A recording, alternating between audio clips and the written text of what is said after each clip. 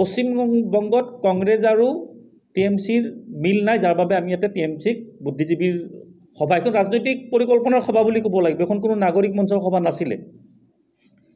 যে টিএমচি আৰু কংগ্ৰেছ দলৰ পশ্চিমবংগত মিল নাই কাৰণে আমি তেখেতসকলক আমন্ত্ৰণ কৰা নাছিলোঁ। তেতিয়াহ'লে আমাৰ উত্তৰটো এনেকুৱা ধৰণৰ হ'ব, আপোনালোকে কেৰালাৰ নিৰ্বাচনত যাওক, CPM আৰু কংগ্ৰেছৰ মাজত তীব্ৰ ফাইট হয় তাত, কিন্তু ইয়াতে আকৌ সেই বুদ্ধিজীৱীসকলে কংগ্ৰেছ আৰু টিএমচিক একলগ কৰাই আসনো এৰি দিয়ে। 2021 নিৰ্বাচনত CPIক আসনো এৰি দিয়ে। গতিকে তেখেতসকলৰ হয়তো অসমৰ ৰাজ্যৰ বাহিৰৰ নিৰ্বাচনবিলাকৰ হয়তো জ্ঞান বুদ্ধি এতিয়ালৈ অহা নাই। কেৰালাৰ নিৰ্বাচন চাওক বা পশ্চিমবংগৰ নিৰ্বাচন চাওক, হিন্দু মুছলমান কেনেকুৱা ধৰ্মনিৰপেক্ষ ৰাজনীতিক আগুৱাই লৈ যাব লাগে, একেবাৰে সমান সমান মমতা বেনাৰ্জী ডাঙৰীয়ানী চাইছে।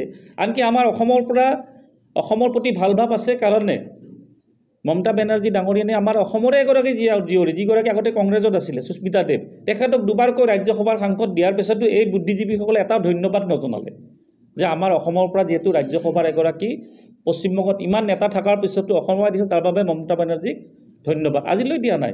এয়া হৈ গ'ল বুদ্ধিজীৱীৰ চিন্তাধাৰা।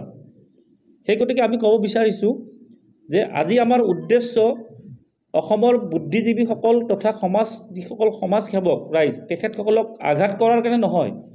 এই যিসকলে একাংশ ৰাজনীতিৰ বিষয়ক লৈ নিজকে ডাঙৰ বুদ্ধিজীৱী বুলি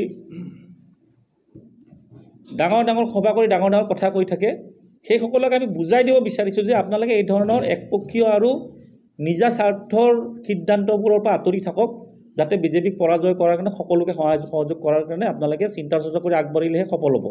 নহ'লে আকৌ 21ৰ নিচিনা 21 নে 26ত হোৱাটো একো ডাঙৰ কথা নহয়। আৰু এইসকল বুদ্ধিজীৱীয়ে নহয় জানো যিসকলে 2080 চনৰ পৰাই যে পৰামৰ্শ দি আছে, আজিলৈ অসমৰ ৰাইজে গ্ৰহণ কৰিছেনে? যেতিয়া তেখেতসকলে কয় অমুকৰ চৰকাৰ হ'ব, ওলোটা হয়, যেতিয়া কয় অমুকৰ চৰকাৰ হ'ব, ওলোটা হয়।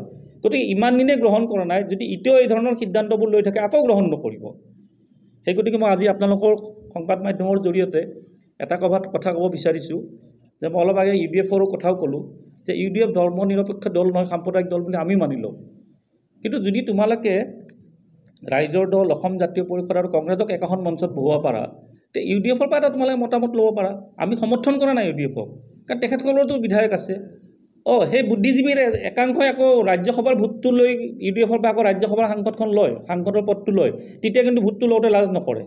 আৰু এতিয়া যেতিয়া পৰিকল্পনাৰ কথা আহে, তেখেতসকলে মানে অমুক সাম্প্ৰদায়িক দল, তমুক সাম্প্ৰদায়িক দল, অমুকৰ গণভিত্তি নাই, এই ধৰণৰ সিদ্ধান্তত কিন্তু তেখেতসকলৰ মতে অসমৰ ৰাজনৈতিক দলবোৰ নচলে, মই আজিও কৈ আছোঁ। সেই গতিকে আজি এই সংবাদমেলৰ উদ্দেশ্যই আছিল যে আপোনালোকে নাগৰিক মঞ্চ কৰক বা বিৰোধী দলসমূহক একগোট কৰাৰ পৰিকল্পনা কৰক, কিন্তু তাত এৰা ধৰাৰ মাজেৰে কৰিব লাগিব। আৰু এটা কথা স্পষ্ট কৰি দিব বিচাৰিছোঁ, আজি এই সংবাদমেলৰ জৰিয়তে আপোনালোকে সেই বুদ্ধিজীৱীসকলক, যিসকল বুদ্ধিজীৱী দীঘলীপুখুৰী পাৰতে সীমাবদ্ধ থাকে, এটা প্ৰশ্ন কৰিব যে আপোনালোকৰ কোন দলক আমন্ত্ৰণ কৰিব, কাৰ লগত মিত্ৰতা কৰিব নকৰিব, তাৰে ডেফিনেশ্যনটো কি, আৰু দল কেইটা আছে।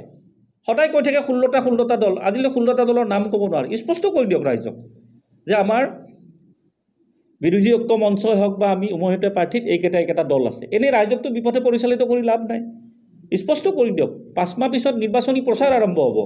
আজিলৈ তেখেতসকলৰ কোনো পৰিকল্পনাৰ সভাই কোনো দল, কোনো সমষ্টিত বা কোনো প্ৰাৰ্থীয়ে দিব পৰা নাই। ইতিমধ্যে বিজেপিয়ে প্ৰচাৰ কৰা আৰম্ভ কৰি আছে।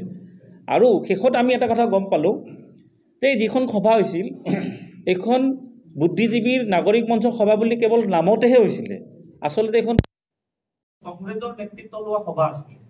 এইটো কথা প্ৰমাণ ইয়াৰ জৰিয়তে হৈছে যে এই সভাৰ যিগৰাকী মুখ্য অতিথি আছিল যোগেন্দ্ৰ যাদৱ, তেখেত হৈ গ'ল ৰাহুল গান্ধী আৰু কংগ্ৰেছৰ পৰামৰ্শদাতা।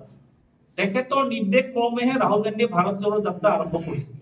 গতিকে তেখেতে আকৌ আহি আগভাগ লৈছে। ইয়াত আৰু আমি আৰু বুজিব বাকী নাথাকিল, অসমৰ ৰাইজেও বুজিব বাকী নাথাকিল যে এই সভাখন অনুষ্ঠিত কংগ্ৰেছে বুদ্ধিজীৱীসকলৰ জৰিয়তে কৰিছিলে। আৰু এই গতিকে সময়ত যদি এই বিৰোধী ঐক্যৰ যদি মঞ্চ গঠনত বিফল হয়, তেতিয়াহ'লে গোটেই দায়িত্ব যাতে এই বুদ্ধিজীৱীসকলৰ ওপৰত পৰিব পাৰে। তাৰ বাবে কংগ্ৰেছে ইমান নিজাকৈ কৰা নাই, নিজাকৈ প্ৰস্তুতি কৰা নাই বা নিজাকৈ আগবাঢ়ি অহা নাই। বুদ্ধিজীৱীৰ জৰিয়তে যিসকলে তেখেতসকলক সমৰ্থন কৰে, সেইসকলৰ জৰিয়তে আগবাঢ়িছে। আৰু যদি কংগ্ৰেছৰ ইমান ভালভাৱে আছিল, হয় দলবোৰক এদিন মাত্ৰ লোকসভা আৰু উপ নিৰ্বাচনতো প্ৰত্যেককে মাতিছিলে। আজিলৈতো মাতা নাই, কিন্তু সেইখন মঞ্চততো আমি প্ৰায় ৩-৪টা দলৰ নেতা নেত্ৰীসকলক দেখা পাইছোঁ যিসকলে সিদ্ধান্ত ল'ব পাৰে। গতিকে আমাৰ ক'বলগীয়া এইখিনিয়ে। সেই গতিকে এই সংবাদমেলৰ জৰিয়তে আমাৰ স্পষ্টীকৰণটো দিয়াৰ প্ৰয়োজন আছিলে অসমৰ ৰাইজক, যাতে ভৱিষ্যতত আমি নিৰ্বাচনত প্ৰতিদ্বন্দ্বিতা যিমানটা চিটতে নকৰোঁ, আমাৰ হাইকমাণ্ডে সিদ্ধান্ত ল'ব, পিছত যাতে আমাৰ ওপৰত যাতে তেখেতসকলে ব্লেমটো দিব নোৱাৰে বা অভিযোগ দিব নোৱাৰে যে তৃণমূল কংগ্ৰেছৰ কাৰণে আমি পৰাজয় হ'লো।